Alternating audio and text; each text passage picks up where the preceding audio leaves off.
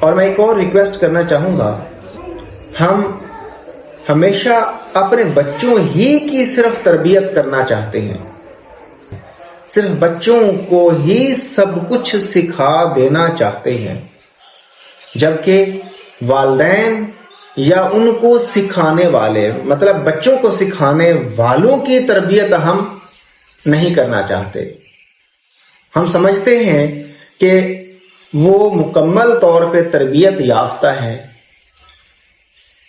انہیں کسی قسم کی تربیت کی ضرورت نہیں، جبکہ حدیث پاک میں ہے من لا یرحم صغیرنا ولا تعقر کبیرنا لیس منا۔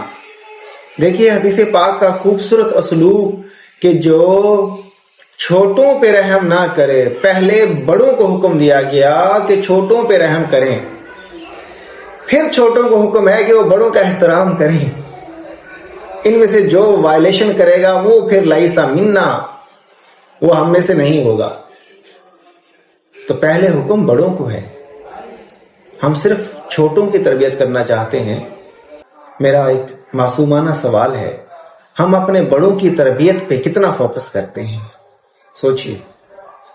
Thank you so much.